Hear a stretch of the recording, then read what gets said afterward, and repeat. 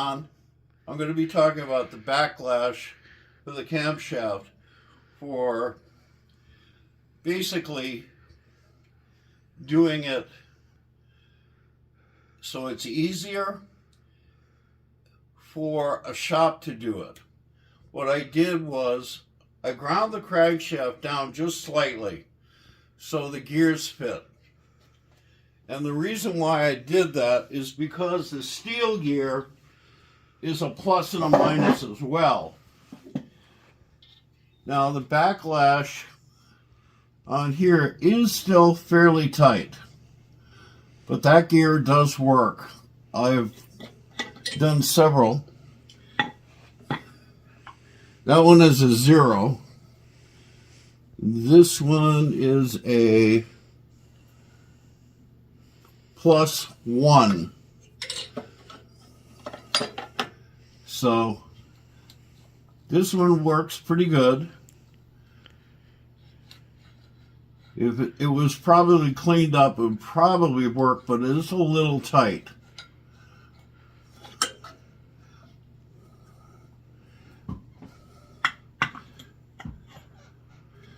This one is a 3+.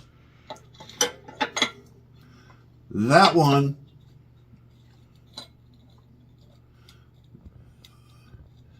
works fairly well with that gear. Rotation, if I have it sunk down far enough, yeah, I do. So those gears match up pretty well. So you take that out,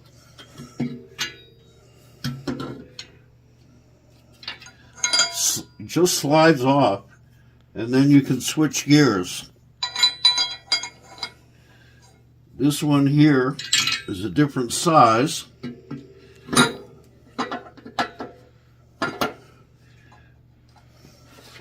And that way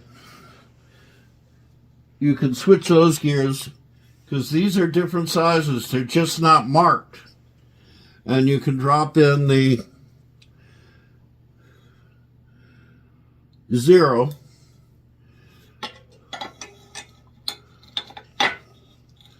and see how nice the 0 works with that gear. And that gear works excellent. I know the gears have to be sandblasted and what have you to get the right backlash. I haven't sandblasted these or anything. But I want you to know that the gears can be changed. And if you can't find one that fits properly, what you can do is use a little bit of valve grinding compound and lap it in. If you can't find something that fits correctly. And when you use straight cut gears, you have to use the valve grinding compound to lap the straight cut gears in place. There's another thing that I do, and that's in the VW, how to build your hot rod, is I take a lathe and I cut the 2 grooves in. Just a little tight. So that one doesn't work too well right now because of the gear. I don't know. I didn't shine this one up. That one's not marked. It just has a triangle. It might be a 0. But this has to be all cleaned up to make sure that it fits properly, and it hasn't been. But the reason why I do that is because of the squish of the oil. It takes the friction out of squishing the oil together, so it frees everything up. So just remember, if you have straight cut gears, you have to lap it in to get the backlash. Now the second thing that I wanted to show is, well, let's see, I got to put the bearing in.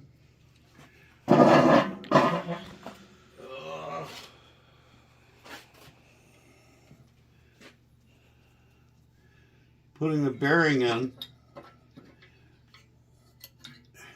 on the back. Whoops.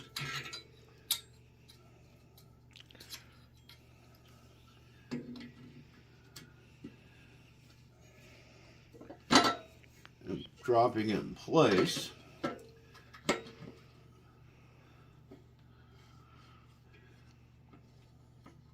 There we go. Dropped in. And setting the flywheel end play. What I used to do is I used to take all the studs out except for the big ones and then lift the case off and put it back on as I set the flywheel end play.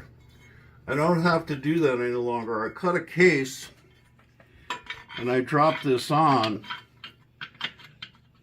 Oops, wrong way around.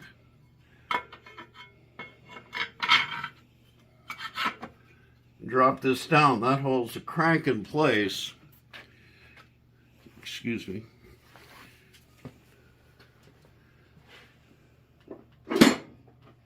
Ugh. You don't even have to have the dial indicator. You don't even have to have the dowel pins in when you're doing a stock motor. Now, I can set the flywheel end play with a feeler gauge because nothing is in the way. I milled out all of the stuff that would be in the way, and I can set the flywheel end play by sticking a feeler gauge. I'll cover this when I build an engine, more so. Have you ever broken a gland nut? Here are two gland nuts. You see this?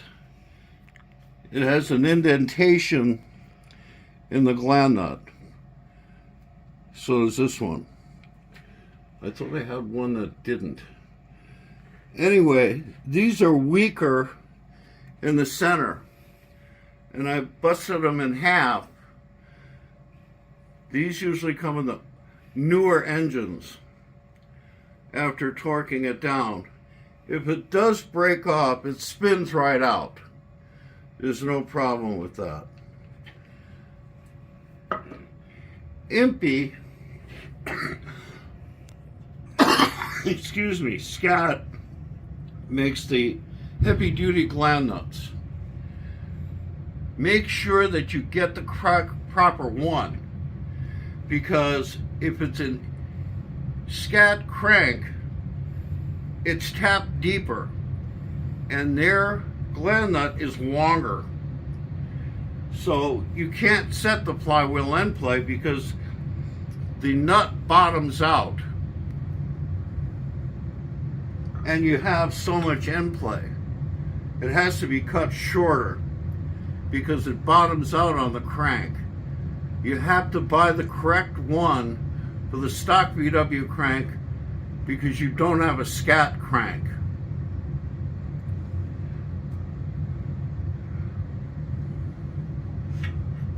I could have swore I had the other type of nut.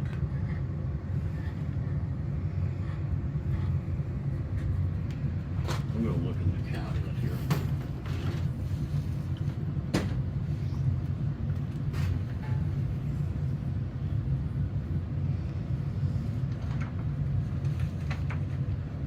I guess not. I thought it was in there. So anyway, I'll cover that later, but at least you know that that exists. And when this is cut down, you cannot use the keyway because the key is part of the press. Using a stock pulley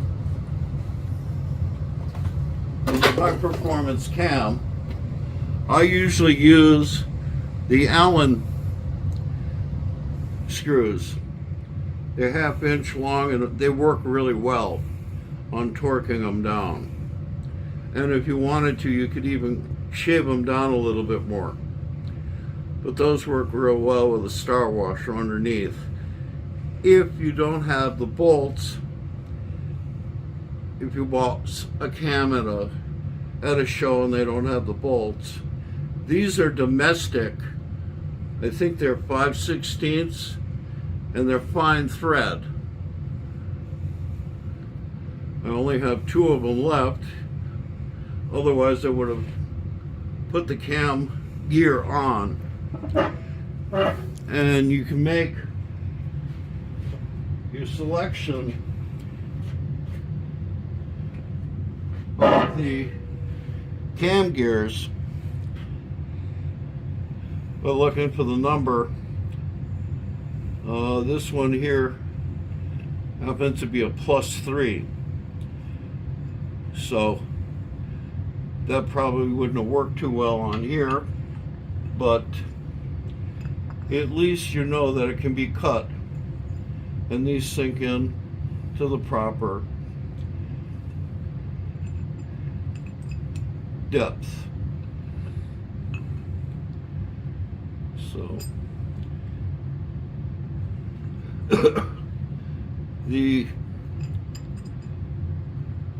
you can see that they're really sunk down quite a bit.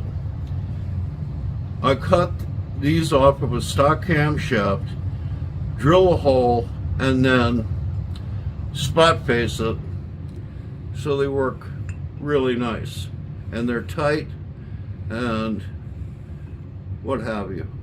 The video will also show this at the end. I did these before I did this video. So the next part I'm going to say is, we'll take that off, take the flywheel off. I'll also mention you can do this when it's just the four the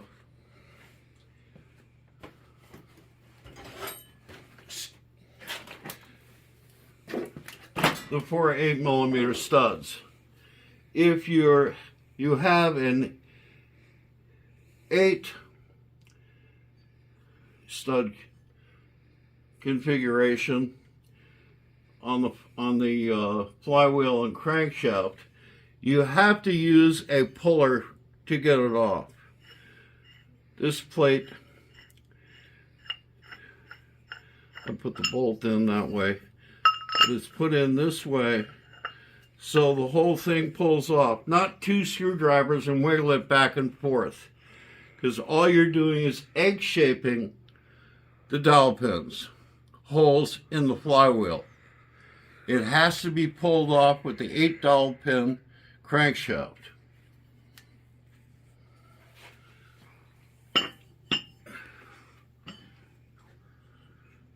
Then we'll get the flywheel off. Oh, I have the nut on there.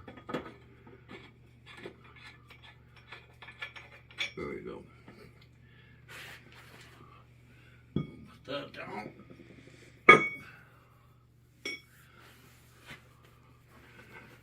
So, we'll take this out.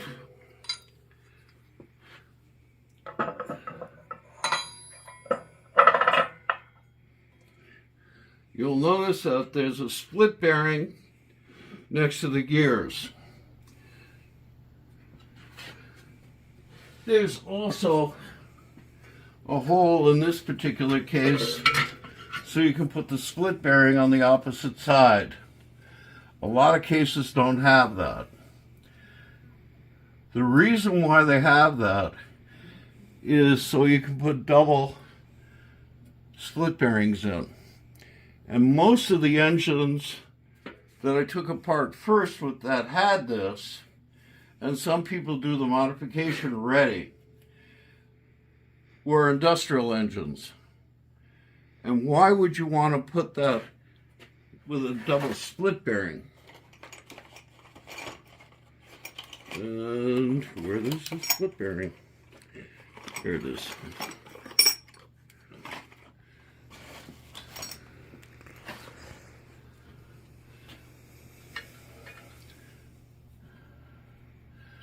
The double split bearing, you're pushing it in.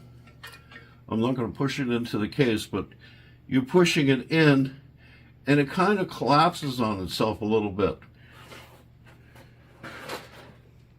Instead of the round bearing that doesn't push in. So it's a little bit better clamp or pinch, you could call it. Plus the fact that they're steel backed. This is an aluminum bearing. If you put two steel backed bearings in,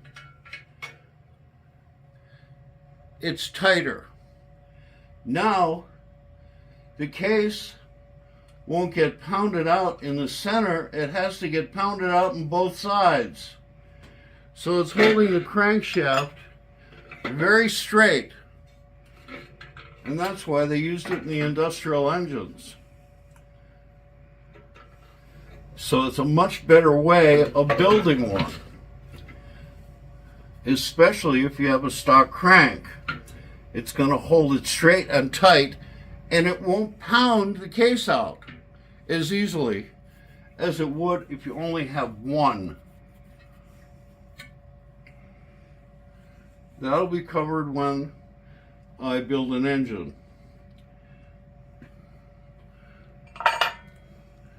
I certainly hope that you got something out of it that's worthwhile. I'll show how to drill that hole later on as well. And I have other videos that I will show later. I'm getting closer to get the shop cleaned up. I took out the 8-foot lights like I have on the other side of the shop, and put in the 4 bulb all the way across. And I can say, turn off shop light 1. Alexa, turn off shop light 1. Okay. Alexa, turn on shop light 1. Okay. Or 3 and 4. So they're controlled by my voice if I want to turn whichever one on, or turn them off all at the same time.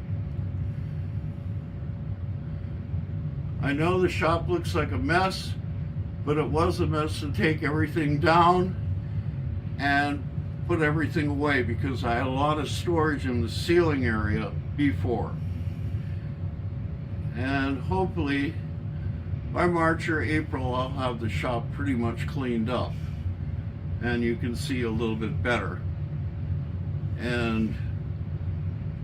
But I will continue doing the videos. I have other things that I've done, and we'll show you what those are in the future.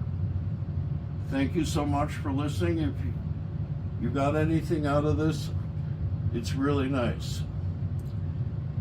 And hopefully I'm not too clumsy at what I'm doing to show you. I am not used to doing videos. Have a good one. A 7.5 millimeter drill bit.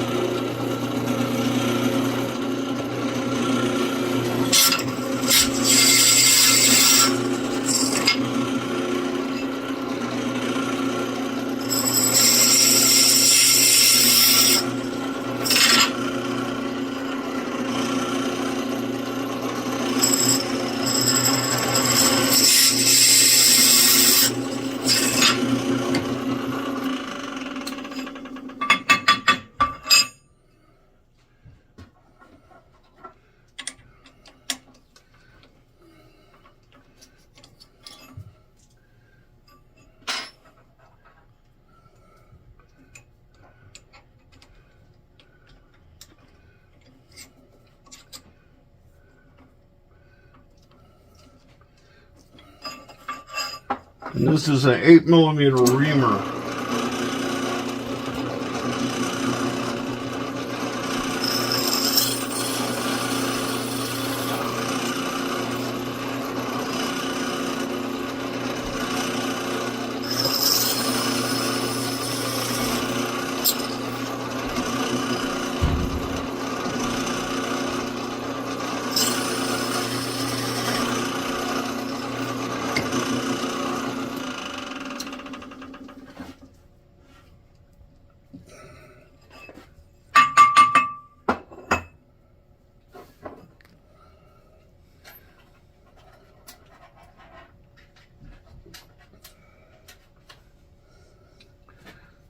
Now I'm putting the spot facer in, and I don't like this too much, but I got to make sure that the cutter stays tight.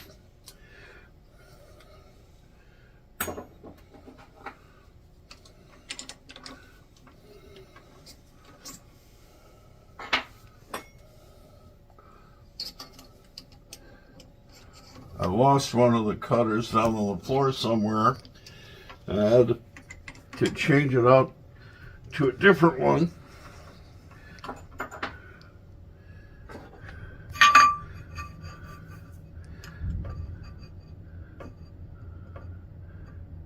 This is setting for depth of cut.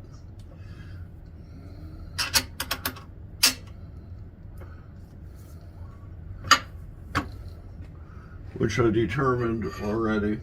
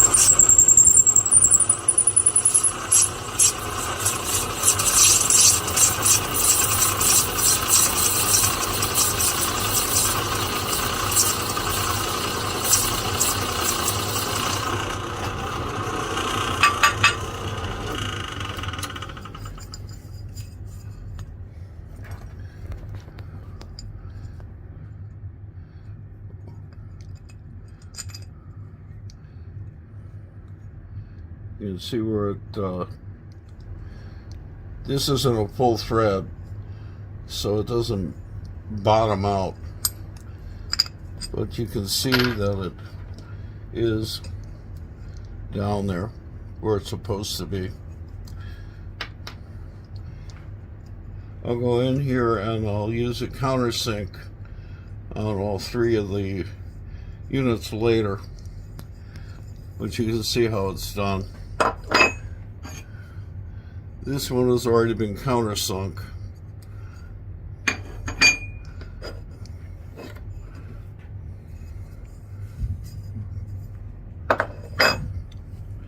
Okay, that's it.